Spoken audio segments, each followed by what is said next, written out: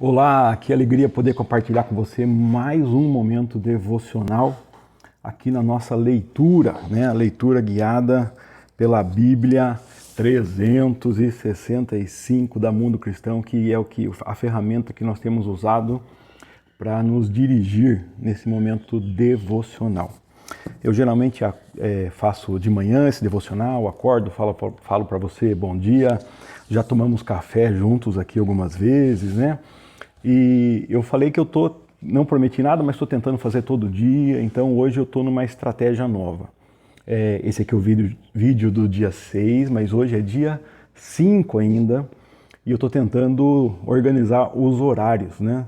Eu estou numa quinzena fora da minha rotina, estou de férias, então dificilmente eu tenho conseguido assim, ter um horário certo. Descobri que para fazer uma transmissão ao vivo, que era a minha intenção no começo, precisa de mais 340 inscritos aí no Facebook, no YouTube, precisa ter 1000 inscritos aí, o nosso canal tem 600 e alguma coisa, então não consigo fazer transmissão ao vivo, que era a minha intenção inicial. Cada dia estou lançando num horário, e isso bagunça um pouco as pessoas que querem ver e estão numa sequência. Às vezes alguém quer ver sempre antes de ir para o trabalho, alguma coisa assim.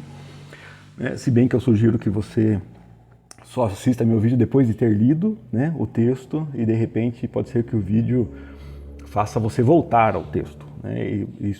Eu prefiro que você faça isso. Leia o texto, já que você sabe qual é o texto, sequência, né? E depois assista o vídeo, né? Até para ver, de repente você enxergou coisas muito maiores do que eu enxerguei nesse texto, ou você foi por um caminho diferente e eu vou te abrir os olhos para outro caminho.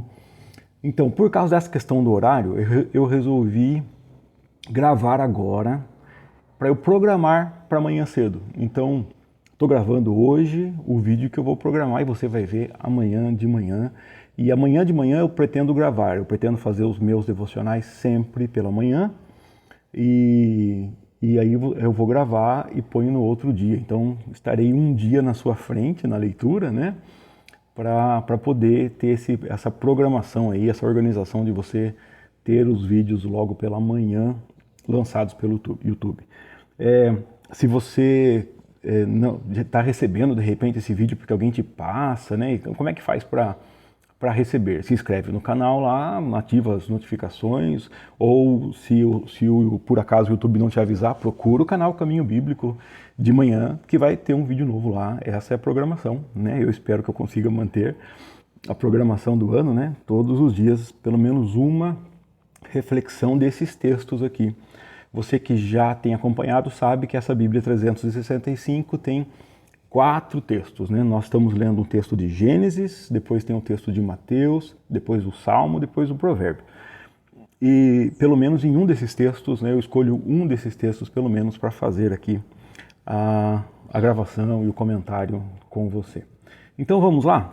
Hoje nós lemos aqui o texto de Gênesis no capítulo 13, e vimos a história da separação que acontece entre Abraão e Ló. E é nesse texto que eu quero me concentrar com você.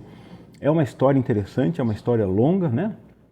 E nessa história Abraão e Ló cresceram muitos, e seus funcionários cresceram, seus servos cresceram, seus rebanhos cresceram, não conseguem se organizar mais, não conseguem conviver, tem problema entre os servos de um e de outro, os pastores de um e de outro. E Abraão toma a decisão de se separar para que não haja briga.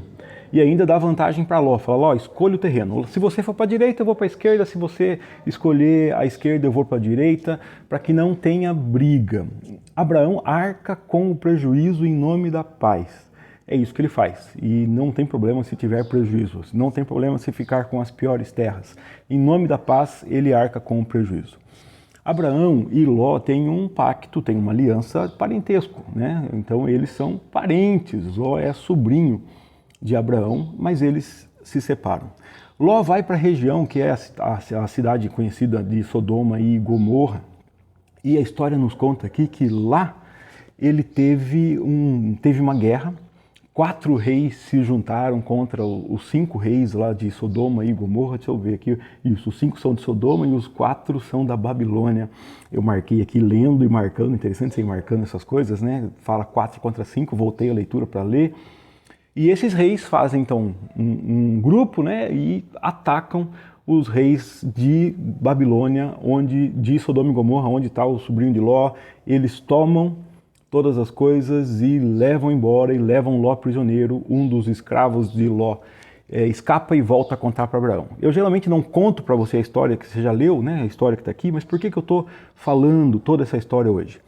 Porque nessa história eu quero que você enxergue os pactos, as alianças. Abraão e Ló tinham uma aliança de parentesco. Por isso, Abraão deixa que Ló arca com prejuízo para manter a paz na sua aliança de parentesco. Os reis têm uma aliança, outros reis têm uma aliança, um pacto entre si. E aqueles 4 reis vêm e dominam os 5. O empregado vai avisar Abraão pela aliança de parentesco. Abraão vai e derrota os 5 reis, os reis, inclusive o rei da Babilônia, que tinham derrotado a cidade de Sodoma e levado toda a riqueza de Sodoma e Gomorra embora. Aqui eu chamo atenção para a potência do exército de Abraão, né? Ele reúne guerreiros que nasceram na sua casa. Ele tinha uma nação com ele, né? Uma grande quantidade de pessoas. Toma tudo que foi roubado de Sodoma e Gomorra e traz de volta, e traz seu sobrinho de volta. Quando ele chega, os reis ali de Sodoma e Gomorra, né, os 5 reis que tinham perdido a guerra, dizem para ele: pode ficar com os bens, só liberte as pessoas. Abraão fala o seguinte: eu não quero nada de vocês, nem uma tira de sandália, nada. Sabe por quê? Para vocês não dizerem depois que me deixaram ricos. Olha o que acontece. Aconteceu o cárcere, aconteceu a prisão de Ló e de todo mundo de Sodoma e Gomorra, a prisão dos bens, a prisão das pessoas. Por pacto, por aliança parentesca, então Abraão vai lá e resgata tudo. Mas agora, quando os reis falam para ele, fique com os bens, ele fala: eu não salvei vocês porque preciso. Eu não preciso de nada de vocês. Eu salvei vocês de graça. De graça. Nós vemos aqui uma salvação de graça. A única coisa que Abraão dá é o dízimo a Melquisedeque, rei de Salém, e mais nada. Ele diz que não quer ficar com nada. Eu salvei vocês de graça. E isso parece que vai desenhando para o grande final dessa história. Aqui essa história demonstra o grande pacto, a grande salvação. Deus nos salva de graça. Somos salvos pela graça. E Deus vai mostrar isso aqui nesse texto. Depois desse episódio, Abraão, que recebeu tudo de bênção de Deus, né? Quando ele se separou do sobrinho e o sobrinho pegou a terra que escolhia melhor, Deus falou assim para Abraão: Abraão, olha para onde você quiser ir, toda a terra que você enxergar é sua, eu vou te dar tudo. Deus já tinha dado para ele bênção de graça. Depois dá para ele a vitória. Ele compartilha essa graça com os reis, fala: não quero nada de vocês, salvei vocês não porque preciso, salvei vocês de graça. Mas mesmo assim, Abraão tem aqui um momento de choro e começa a reclamar para Deus: ah, Deus, o que adianta tudo isso que o Senhor me deu? Eu não tenho um herdeiro, eu não tenho descendente. Então Deus fala assim para Abraão: olha, nada na sua vida é por acaso. Nada na sua vida é por acaso. Eu destaquei um texto aqui, o versículo 6, versículo 7, que é o versículo 7 do capítulo 15. Abraão diz assim, Deus diz assim para Abraão: eu sou o Senhor que o tirei de Ur dos caldeus para lhe dar essa terra como posse. Eu achei muito interessante porque quando Deus chama Abraão, lá naquele famoso versículo 12, sai da sua terra, no meio dos seus parentes, Abraão não estava em Ur dos caldeus. Não foi Abraão que saiu de Ur dos caldeus, foi o pai dele. O pai dele estava em Ur dos caldeus e o pai dele foi para Harã. Algumas Bíblias vão trazer como Padã Harã. E lá em Harã, Deus chama Abraão e fala: sai que eu tenho uma missão para você, né? Eu te abençoarei. Agora Deus está dizendo aqui o seguinte: antes de eu falar com você lá em Harã, antes de eu te chamar, já era eu conduzindo a sua vida. Quando era o seu pai ainda saindo, levando a família e você foi junto, já era eu conduzindo a sua vida. Nada da sua vida, do seu histórico, do seu passado está fora do meu controle. Sou eu quem faço. E se você ganha, sou eu quem dou. Se você é salvo, sou eu quem salva. Deus faz tudo, todo o processo. Deus é Salvador e Ele nos salva de graça. Para mostrar isso aqui, Deus monta agora com Abraão uma cena de pacto. E essa cena terrível que você leu aí, a gente lê assim com muita simplicidade, né? E perde a noção da crueldade dessa cena. Olha só. Quando Deus estipula uma aliança com Abraão, fala assim: traga-me uma novilha, uma cabra, um carneiro, todos com 3 anos, mais uma rolinha e um pombinho. Uma novilha, uma cabra, um carneiro, uma rolinha e um pombinho. Imagine esses animais. Agora pega esses animais, mate-os, corte-os ao meio.